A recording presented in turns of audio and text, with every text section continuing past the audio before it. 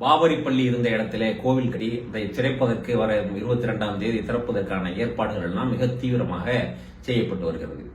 இந்த நேரத்தில் சமூக வலைதளங்கள்ல இதை நார்மலைஸ் பண்றதுக்கான ஏராளமான பிரச்சாரங்கள் நடைபெறுகிறது. அப்படி பிரச்சாரங்கள்ல ஒரு குறும்படம் ஒன்று பரப்பப்படுகிறது. இந்தி மொழியில அந்த குறும்படம் இருக்கிறது.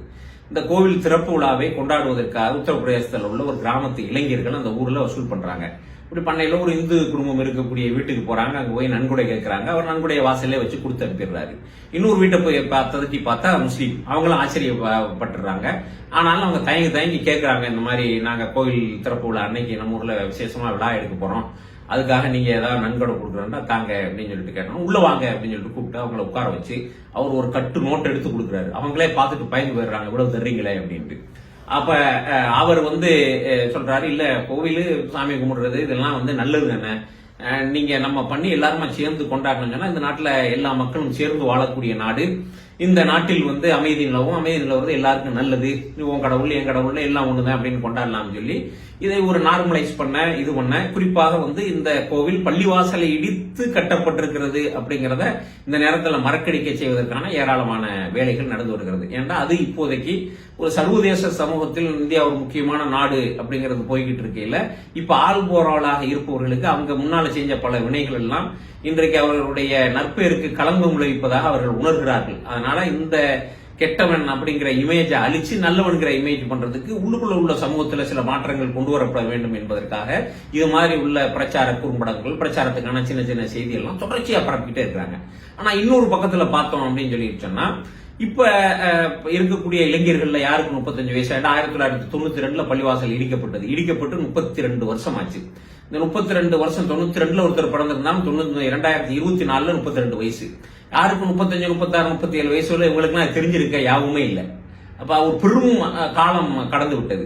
ஏண்டா ஒரு சம்பவத்தை நீங்கள் வெறும் கேள்வியாக கேட்பது, கேள்விப்படுவது என்கிறது வேற, வரலாறாக கூட அதை படிப்பது என்பது வேற. அந்த குறிப்பிட்ட காலத்தில் வாழ்ந்து அந்த நிலை அதனுடைய சிரமங்கள் எல்லாம் எப்படி இருக்கும் அப்படிங்கறத அனுபவிச்சு அதன் மூலமாக பெற்றுக்கிட்டது வேற. அந்த அனுபவித்தவர்கள் சொல்லும் போது அதெல்லாம் நேர பார்த்தவங்கள நிறைய பேர் இருக்கிறவங்க எல்லாம் இதை அடுத்த தலைமுறையிடம் சொல்லிக்கொண்டே இருக்க வேண்டும். இந்த பள்ளிவாசலாக இருந்தது 1948 வரை அங்க தொழுதுகிட்டே இருந்தாங்க. தொழுது ஒரு முறை இரவு தொழுகையை முடித்து விட்டு எல்லாரும் போயிட்டாங்க. போனா காலையில பள்ளிவாசல காலை தொழுகைக்காக திறந்து பாங்கு சொல்வதற்காக பாங்கு சொல்லக்கூடிய முத்தின் பார்த்தா உள்ளுக்குள்ள ஒரு சிலை வைக்கப்பட்டிருக்கிறது. அப்ப சிரமமா போலீஸ்ல போய் கம்ப்ளைண்ட் கொடுத்தாங்க. மத்தவங்க எல்லாம் உள்ள வச்சவங்களே என்ன சொல்றாங்கன்னா, குழந்தை ராமர் அங்க எழுந்தருளி இருக்கிறார், அவர் தான் சொந்தமா எழுந்தருளி இருக்காரு அப்படின்னு சொல்லிட்டு சொல்றாங்க. அதோட அந்த சைட்டு பூட்டி, பள்ளிவாசல் பூட்டி சீல் வைக்கப்பட்டுருச்சு. 80 வரைக்கும் அப்படித்தான் இருந்தது. இதை போய் புகார கொடுத்தவங்க மேலே எஃப்ஐஆர் போடப்பட்டு அவங்க தான் விசாரிக்கப்பட்டு இருந்தாங்க. இது ஒரு கேஸா போய்கிட்டு இருக்கு. பூட்டி யாருக்கும் இல்ல, யாரும் உள்ள வரக்கூடாதுன்னு அந்த சைட்டை க்ளோஸ் பண்ணி வச்சிருந்தாங்க. 1980 ராஜீவ்காந்தியினுடைய ஆட்சி காலத்துல இந்துக்களும் அங்க வழிபட்டுக் கொள்ளலாம் என்று திறக்கப்பட்டது. அது அரசியல் காரணத்துக்காக தான். இதே மாதிரி இந்து பெரும்பான்மையினுடைய ஓட்டுகளை வாங்குவதற்கு நம்ம மத ரீதியாக என்னென்ன எல்லாம் செஞ்சா வாங்கலாம்ங்கிற காரியத்தை ஒரு கட்டத்தில் காங்கிரசும் செய்திருக்கிறது. இப்ப யாரா இருந்தாலும் இந்தியாவில் செஞ்சுதான் அவங்க இந்த ஜனநாயக முறையில் ஆட்சிகளை பிடிக்க வேண்டும், தக்க வைத்துக் கொள்ள வேண்டும் அப்படிங்கிற ஒரு நிர்பந்த சூழல், அரசியல் சூழல் இப்ப உருவாக்கப்பட்டுருச்சு. அதுல யாருமே நீ தப்பிக்க மாட்டாங்க, வேற மாதிரி இருப்பாங்கன்னு நம்ம எதிர்பார்க்கவும் வேணாம். எல்லாமே ஓட்டு வங்கி அரசியலின் அடிப்படையிலே உள்ளது.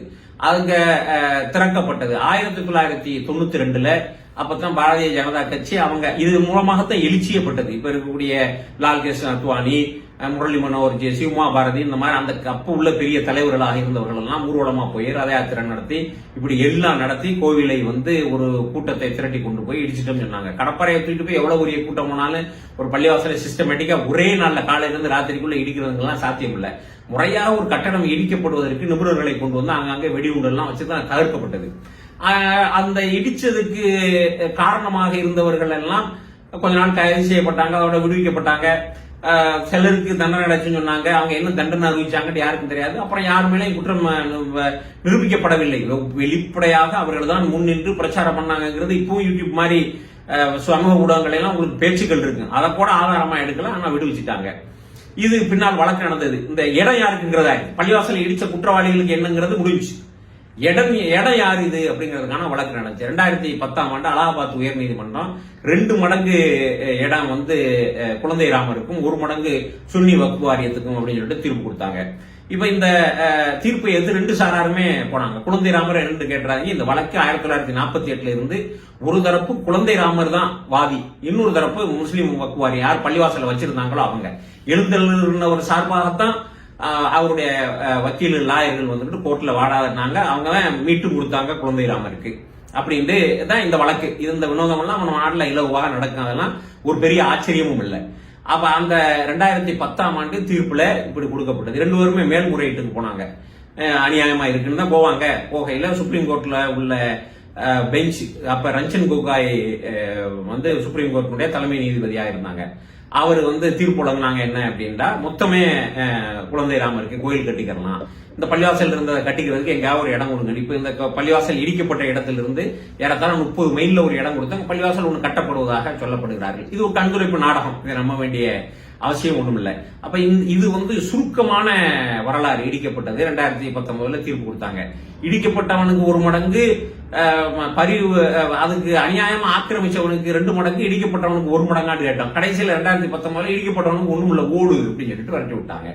அப்ப இந்த நிலை இந்த மாதிரி வந்திருக்கிறது எதை காட்டுகிறது அப்படின்னு சொல்லிட்டு நம்ம புரிஞ்சுக்கிறோம். என்ன அப்படின்னு கேட்டா, காந்தியை வந்து இந்தியா சுதந்திரம் அடைந்தவுடன் ஏன் அவசரமாக இந்துத்துவவாதிகள் சங்க பரிவாரங்கள் கொண்டாங்க அப்படின்னு சொல்லிட்டு சொன்னா, அவர் வந்து மதச்சார்பின்மை செக்குலரிசம் ஒரு சிஸ்டத்தை முன்னிலைப்படுத்தினார். பாகிஸ்தான் ஒன்னு அவன் பிடிச்சிட்டு போயிட்டான். அவன் இஸ்லாமிய குடியரசா அறிவிச்சிட்டான். நாங்க இந்து குடியரசா அறிவிக்கலாம், இந்துத்துவா குடியரசா அறிவிக்கலாம் அப்படின்னு சொல்லிட்டு இருக்கையில நீங்க மதச்சார்பற்ற நாடு அறிவிக்கிறீங்க கோபத்துல தான் கொண்டாங்க. அப்ப இந்துத்துவ அரசை நிறுவ வேண்டும் என்பதற்காகத்தான் பள்ளிவாசலே பிடிச்சு அதன் மூலமா அரசியல் செய்து எப்படியாவது ஆட்சியை பிடிச்சுக்கிட்டா இப்ப இருக்கக்கூடிய இந்த செக்குலர் சிஸ்டம் இவங்கெல்லாம் வந்து பதவி பிரமாணமும் ரகசிய காப்பு பிரமாணமும் எல்லாம் செஞ்சுட்டு வந்திருக்கிறாங்கல்ல, எந்த சட்டத்தின் அடிப்படையில் நாங்க இந்த நாட்டை ஆளுவோம் அப்படின்னு சொல்லிட்டு செஞ்சுட்டு வந்திருக்கிறாங்களோ அந்த சட்டத்தை வந்து சொல்லிக்கிட்டே ஓரமா தள்ளி விட்டுட்டு இந்துத்துவ அடிப்படையில் என்னென்னலாம் செய்யணுமோ அந்த மாதிரி உள்ள ஆட்சிகளை எல்லாம் செய்யலாம். ஒரு பாலியல் வன்கொடுமையாளர்களை ஒரு கோர்ட்டு விடுவிக்குது ஓப்பனா, அவங்களுக்கு மாலை போட்டு வரவேற்கப்படுகிறார்கள். பாலியல் வன்கொடுமையாளன் ஒருவன் அவருக்காக வந்து கொண்டாடுறாங்க. ஒரு சிறுமியை பாலியல் வன்கொடுமை கோயிலுக்குள்ளே வச்சு செய்ததெல்லாம் கொண்டாட்டப்படுறதெல்லாம் நம்ம நாட்டில் பார்த்திருக்கிறோம். அப்ப இது என்ன அடையாளம் என்று சொன்னால், இந்த கோவிலை கட்டி இருப்பது, பள்ளிவாசலை இடித்து விட்டு அந்த இடத்துல கட்டி இருப்பது எதற்கான அடையாளம் என்று சொன்னால், இந்துத்துவா வந்து இந்தியாவில் நிலைநிறுத்தப்பட்டு விட்டது, அதான் ஆளுகிறது.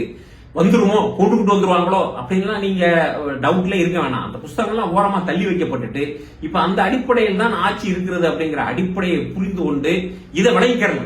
இதுதான் இருக்கு. அது சும்மா ஒரு பேச்சுக்கு வச்சிருக்காங்க. உண்மையில் அதெல்லாம் ஆளல. அவங்க மனம் போனபடி இந்துத்துவங்கிற பேர்ல என்னென்னலாம் செய்ய முடியுமோ அதெல்லாம் செய்வாங்க. பெரும்பான்மை மக்களை வாக்கு வங்கிகளாக வைத்துக் கொள்வதற்கு அவர்கள் மத உணர்வுகளை எங்கெல்லாம் கிளறி விடணுமோ அங்கெல்லாம் கிளறி விட்டு அவங்களை எப்பவுமே ஓட்டு வங்கியா வச்சுக்கிடுவாங்க. உண்மையான பிரச்சனைகளை பத்தி சிந்திக்கவே விட மாட்டாங்க. அப்ப இது எந்த அடிப்படையில் இருக்குன்னு சொன்னா, இந்த நம்ம வரக்கூடிய சமூகத்திற்கு தொடர்ச்சியாக இந்த வரலாறுகள், ஏன்னா 2 தலைமுறை தள்ளி போயிடுச்சு, 32 வருஷம் ஆச்சு. வரக்கூடிய தலைமுறையினருக்கு இந்த சம்பவங்கள் தொடர்ச்சியாக சொல்லப்பட்டு கொண்டே இருக்க வேண்டும், சொல்லிக்கிட்டே இருக்கணும். பள்ளிவாசலை இடித்து கட்டப்பட்டது, இடித்ததனுடைய இது அதான். முதல்ல 2 பள்ளிவாசலை இடிச்சாங்க, இடிச்சவங்களுக்கு தண்டனை இல்ல. 2 மடங்கு கோவிலுக்கு, 1 மடங்கு பள்ளிக்குன்னு சொன்னாங்க. அப்புறம் 3 மடங்கு கோயிலுக்குன்னு சொல்லிட்டாங்க. கோவிலையும் இந்த கட்டிட்டாங்க.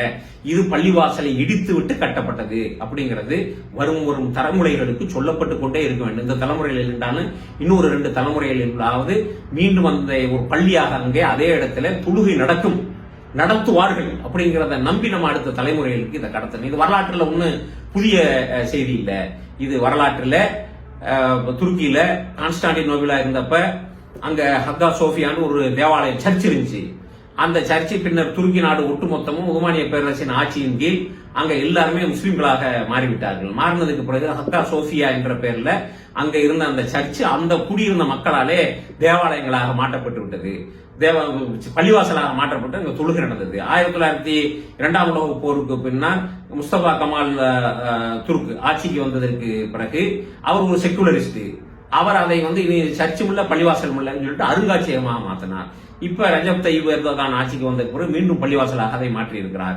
2020 பள்ளிவாசலாக மாற்றப்பட்டிருக்கிறது அப்படிங்கிறது சம்பந்தமாக நம்ம ஒரு வீடியோ போட்டிருக்கிறோம். தேவைப்பட்டவங்களுக்கு கீழே லிங்க் கொடுப்போம். அந்த ஹக்கா சோஃபியாவுடைய வரலாற்றை பாத்துக்கிறங்க, தெரிஞ்சுக்கிறங்க. அப்ப இது முஸ்லிம்களிடம் இருந்தும் அவங்களுக்கே இனிமே இதுல இந்த நாட்டில வந்துட்டு எந்த உரிமையும் இல்லை. செக்குலரிஸ்டா இருந்தாங்களா அவங்களுக்கு தான் முதல் அடி. அவங்களுக்கு நீங்க தான் இதுக்கு முன்னால வரைக்கும் 50 ஆண்டுகள் ஆண்டீங்க, உங்களுக்கு இங்க இனிமே எந்த உரிமையும் இல்லை என்று நேருவை எல்லாம் அவரை பற்றிய அடையாளங்களை எல்லாம் அழிப்பதற்காக செய்யப்படக்கூடிய முயற்சிகள் எல்லாம் என்னன்னா செக்குலரிசம் பேசின இந்தியாவை அழிப்பதற்கான முயற்சி. அப்ப நாங்க இன்று மேலோங்கி விட்டோம், எங்கள் கையில தான் நாடு இருக்கிறது அப்படிங்கிறத பறைசாற்றுவதற்கான ஒரு குறியீடு, ஒரு அடையாளம் இது அப்படிங்கறத புரிந்து வரும் தலைமுறைகளுக்கெல்லாம் அது ஒரு பள்ளிவாசல் இருந்த இடத்தை இடித்து இந்த கோவில் கட்டப்பட்டிருக்கிறது என்ற செய்தி தொடர்ச்சியாக பேசப்பட்டுக் கொண்டே இருக்க வேண்டும். அது மக்கள் உள்ளங்களிலே மறந்து விடாமல் பார்த்துக் கொள்ள வேண்டிய தேவையும் அவசியம் இருக்கிறது. அது தொடர்ந்து செய்ய வேண்டும்.